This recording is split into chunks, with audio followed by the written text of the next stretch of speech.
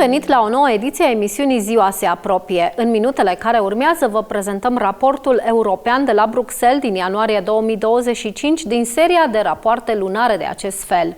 Yossi Lempkowitz îi are ca invitați pe Tomas Sandell, fondator și director al Coaliției Europene pentru Israel, și pe europarlamentarul austriac Lukas Mandl pentru a discuta despre Ziua Internațională de Comemorare a Victimelor Holocaustului, dar și despre efectele intensificării antisemitismului în Europa. Vizionare plăcută! The United Nations General Assembly designated January 27, the anniversary of the liberation of the Auschwitz-Birkenau extermination camps, as International Holocaust Remembrance Day, a time to remember the 6 million Jewish victims of the Holocaust, the Shoah, and the millions of other victims of Nazi persecutions. As we are witnessing an alarming rise of anti-Semitism around the globe, especially since October 7, 2023, it's more important than ever for us to recognize the critical lessons of the Holocaust history, as we commemorate the victims and honor the survivors. There will be several commemorations, including in the plenary session of the European Parliament, where we are recording this new edition of the European Report. Anti-Semitism in its different forms is alarming and present all over Europe and elsewhere, whether in the streets, in universities, or on social media. According to a recent survey, more than half of European Jews are thinking about leaving the continent, and an anti-Semitic incident is occurring every 15 minutes.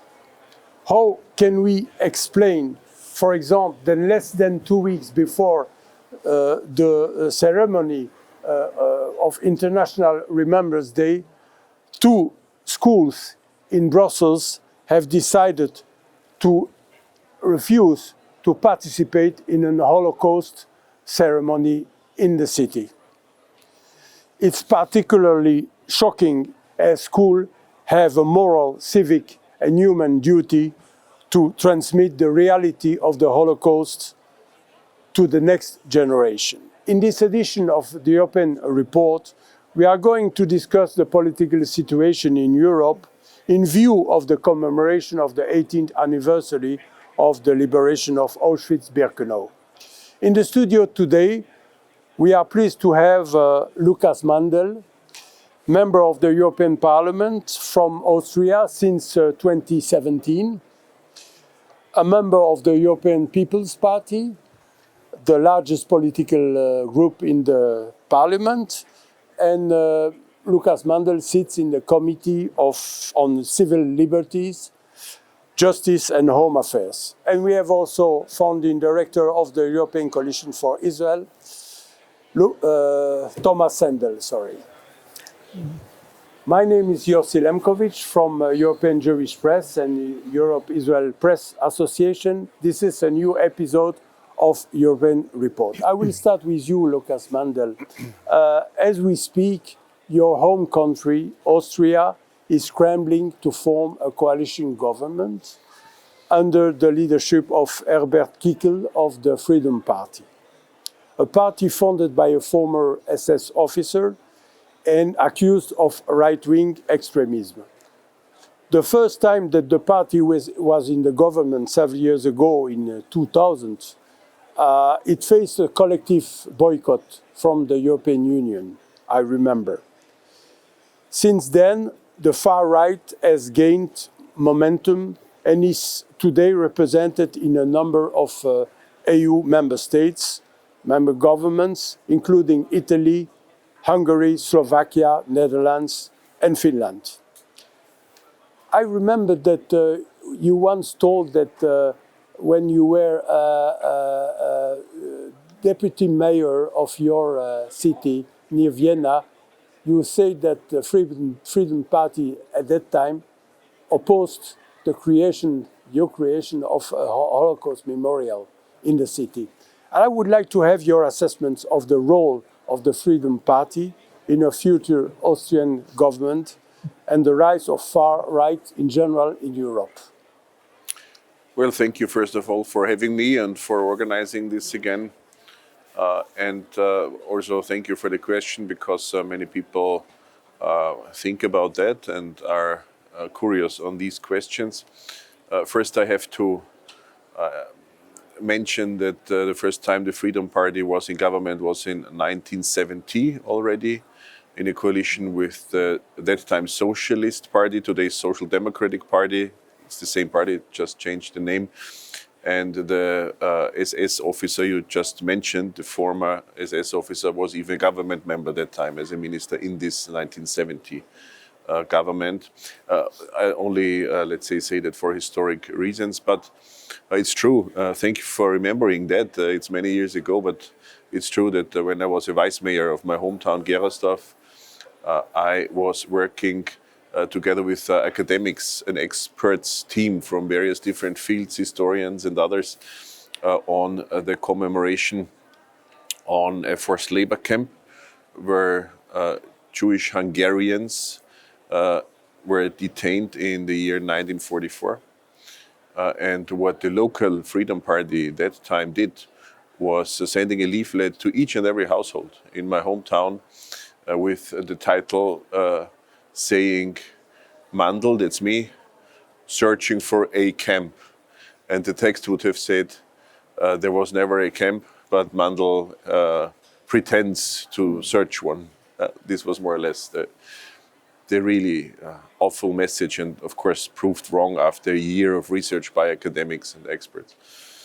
The federal president of Austria has assigned the head of the Freedom Party to form a government. This is the usual procedure in Austria, that the federal president would assign somebody to form a government, and this person would then, after a specific period of time, come back to the president and present a possible government. And then it would be up to the federal president to put the government in place. So the Freedom Party had won the election. This is most important to say, to understand better the circumstances. Federal President, in the first step, refused to hand over this assignment to form a government to the head of the Freedom Party. But after negotiations failed, negotiations between my party, the Social Democrats and the Liberals, the President has decided to hand over this assignment to the head of the Freedom Party. I have some understanding for this decision of the federal president. And now we will see where coalition negotiations will lead to. One thing is given. You mentioned the European People's Party group, the largest group in European Parliament. My party is the Austrian branch of the European People's Party group, and even more than that, already before EU membership of Austria, my party in my home country, Austrian People's Party, was the clearly European party, the party advocating for the values of the political West, the party in favor of the values of our civilization. And this will remain. And if such a government will be formed, my party will have a huge responsibility to remain, I would say, the keeper, taking care of these before mentioned values. But time will show where things lead to. And thank you for putting it, let's say, in the larger frame of developments in other countries too. So I absolutely do not want to claim there would not be a crisis in Austria, because there is a crisis in Austria, in my home country, and I very clearly feel it. But we have other examples all over the world, actually, and especially in Europe, of times of crisis. And we have had times of crisis since maybe 2015, if we include the migration crisis and then others. Times of crisis make extremist powers increasing. We have anti-European attitudes in the government of Slovakia, of Hungary. We had a lot of struggle in the Netherlands. the home country of my mother, by the way, so I'm half Dutch in that sense. And I don't know what will happen after Macron in France. I'm also concerned here how this vacuum will be filled in France. Maybe a field which you also mentioned I see a bit different is Italy. In my view and in my observation, the Italian government is clearly pro-European, clearly pro-Western, clearly pro-civilization. So I will always be critically observing as a parliamentarian. This is my obligation, but I have the impression that the Italian government must not be put on the same page as the Slovakian, the Hungarian, maybe other concerning developments. We live in concerning times. That's why I appreciate that we have a stable European level. We have a better commission than the last commission. I would say the majorities in the European Parliament are also better majorities as in the Parliament before. So we can also see these positive elements and use in the best way we can these positive elements for the sake of stabilization of our continent, of the political scenery generally, and it's the economy what's on people's minds very much at the moment, because we are in a recession. We are in a recession, and this will cause even more of, let's say, the negative side effects of a crisis we have seen since 2015 already. Tomas Sandell, your organization, European Coalition for Israel, did a survey last year, which showed that parties on the so-called far right that we spoke about is by large the more supportive of Israel. Can you please elaborate on the results of the survey and what is your stance on the Freedom Party in particular? Well, thank you, Yossi, and thank you, Lukas Mandl. When it comes to Austria, I'm not trying to outsmart my friend Lukas Mandl. He knows better than anyone what the Freedom Party stands for. Obviously, I would look at it from a macro perspective, mentioning the rise of the far right, the populist right, which we also have in my own country, in Finland. Where they are part of the government coalition. I think my general recommendation is to say that we cannot ignore an electorate once it reaches a critical threshold, say 20%, 25%. We have to engage with them in some constructive ways. Generally speaking, from what we've seen the last 30 years, when a populist party enters a government coalition, they tend to moderate their stances, which also means that in the next election, they don't have the same traction. And before this program, we had a small discussion, and you mentioned the former Chancellor Kurz in Israel, who apparently was on the record to say that when he was leading the government with Freedom Party as a junior colleague, they never disagreed on issues, especially related to the Middle East and to Israel. And interestingly enough, if we understood him correctly, issues related to anti-Semitism. In Italy, and I would share Lukas Mandl's assessment on Italy. I think Italy has shown a pragmatic view forward, where Meloni has evolved as something as a kingmaker.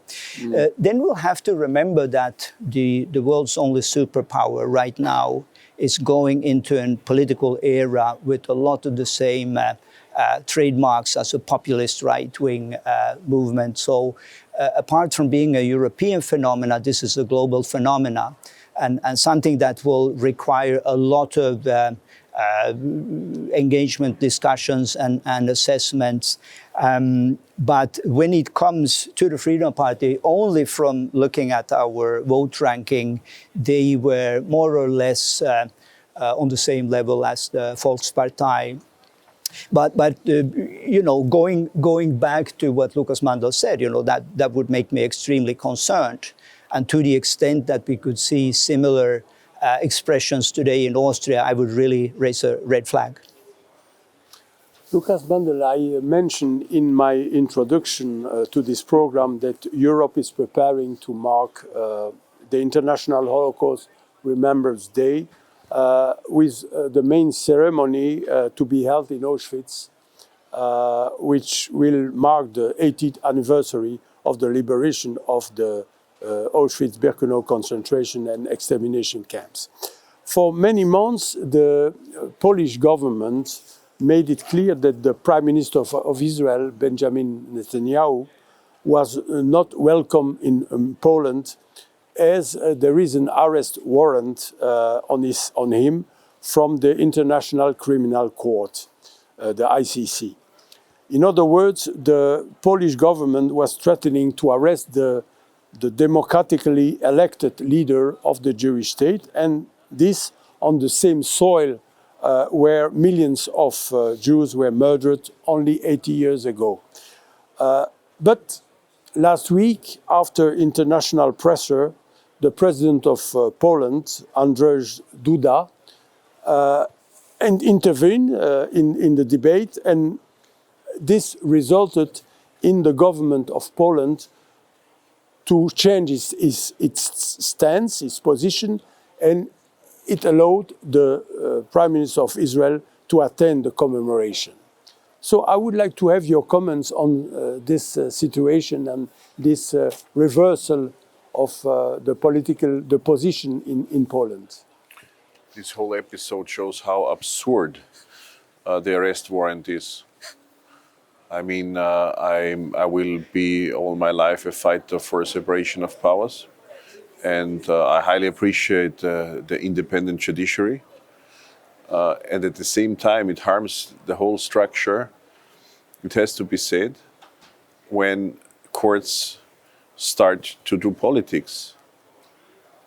It's also a problem when politics start to behave as if they were courts. It's just wrong. So I guess each branch in the separation of powers should do its own.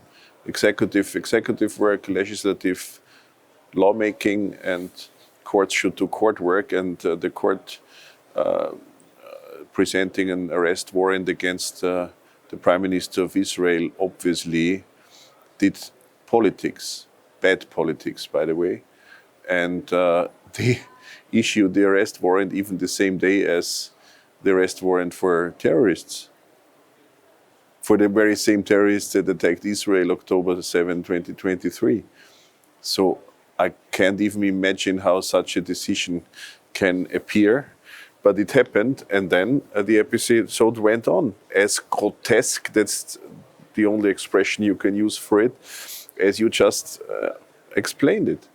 That it could have happened that the Prime Minister of the only Jewish state on earth wouldn't have been able to attend the commemoration in Auschwitz directly.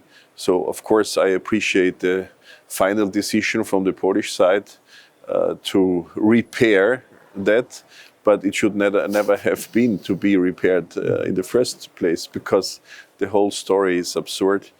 And I guess maybe all of us should remember what our civilization is about, and that's very much connected to what we commemorate in Auschwitz. Especially when several other countries in Europe have said that they wouldn't issue any warrant if the Prime Minister of Israel would come in their country. So I saw it in France, I saw it in other countries.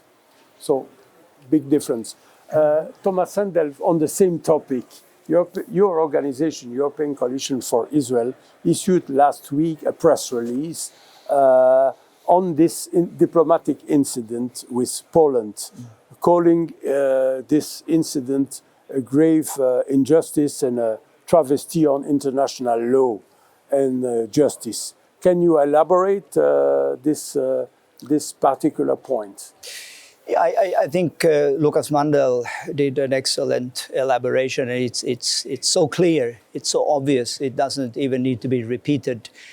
Other than to say that I think this was also a good expression of how civil society can have an impact, both in Poland, because in Poland it started with colleagues and partners of us issuing an open letter to the government, just pointing out how absurd this would be and asking the government to revise its decision. We then issued our press release. Mutual friend David Harris, formerly with American Jewish Committee, he wrote an opinion editorial, and it didn't take long before the president saw how this would backfire against the international perception of Poland, and then contacted the government to say that we have to do something about it. And then again, half a day, and the government, they made it clear that there would be no arrests. I would go a little bit further and I say I'm not still 100% satisfied with the stance of the Polish government. It's not enough to say that we are not going to arrest the Israeli Prime Minister. He should receive an official invitation to attend the event, which, as far as I know, has not happened yet. Absolutely.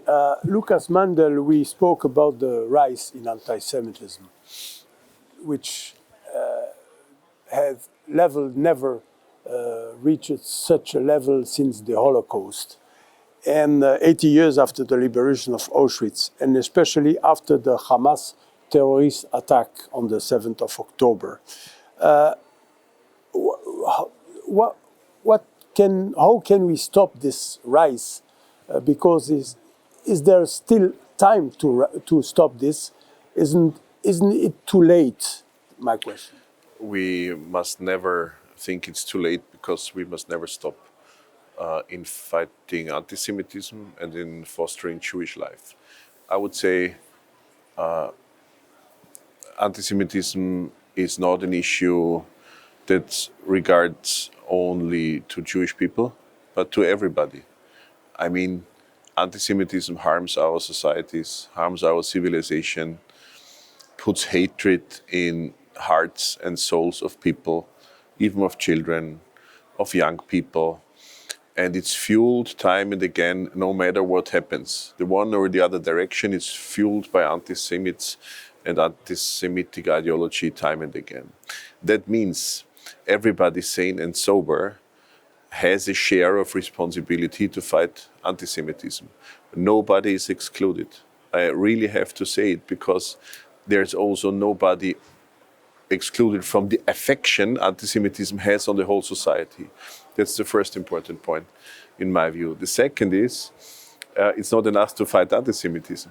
Important is that Jewish people can live and dwell freely without fear of attacks or of discrimination or of any kind of anti-Semitic incidents in their lives.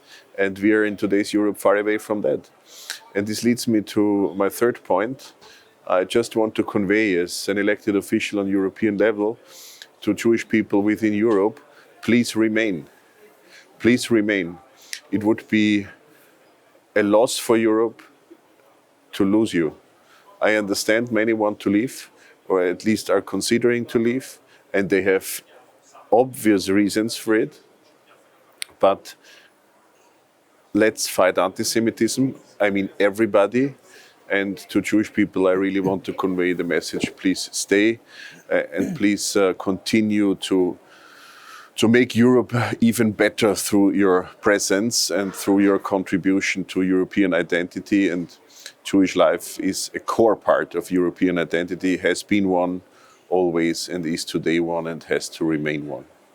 Tomas Sandell, you have committed the last 22 years to combat against anti-Semitism. Still, Jew hatred is more rampant than ever. Do you consider this as a personal failure, or how do you cope with it? Well, I just saw a very new research from Anti-Defamation League in Today, which said that 50% of adults worldwide hold anti-Semitic feelings, and more so the younger they are. So, for example, 40% of people under 35 would agree with the statement to say that Jews are somehow responsible for all the wars in the world. So when you read that, of course, you have reasons to get discouraged. I think I would mention two reasons why I don't feel that these 22 years have been lost in any way. One is, of course, as you know, last year we did 2 youth academies, bringing young people from all across Europe to the European Parliament to learn, to connect them with other friends and to meet MEPs like Lukas Mandl so that they can take on this fight. And to see their passion and commitment really gives me hope for the next 22 years. Finally, as you know, we always say European Coalition for Israel is a coalition of all the others. And I think this really makes a difference that we have people like Lukas Mandl, other members of the European Parliament, Katharina von Schnobbein, who are not part of the Jewish community, but feel that this is our responsibility, as you just said, to make sure that there's a future for Jewish life in Europe.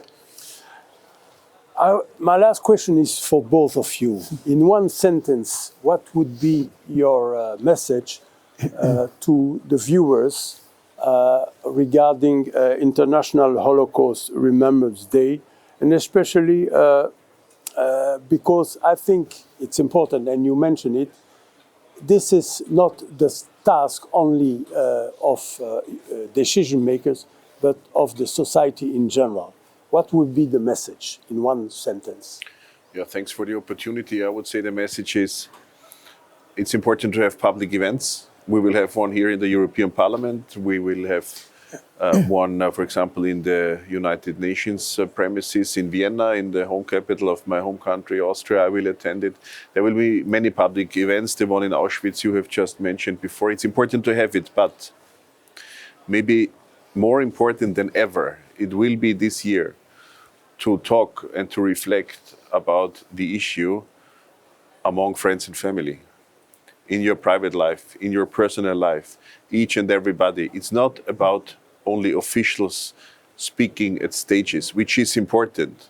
It's also about our own personal view and reflection on it, and to exchange among humans personally, not in social media, maybe in social media too, no matter if it's positive, if the message is right, I mean, but from person to person, from human to human, to speak about it, to reflect about it, this would be my recommendation for everybody.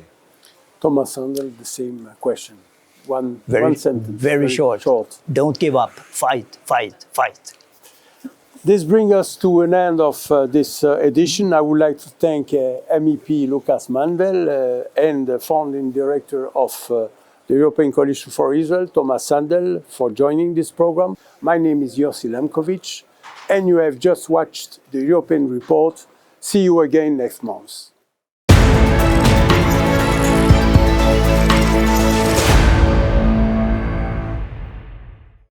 Emisiunea Ziua se apropie, se încheie aici. Vă mulțumim pentru atenție și vă dăm o nouă întâlnire săptămâna viitoare la aceeași oră. Sunt Codruța Burghelea și vă spun la revedere. Dumnezeu să vă binecuvânteze!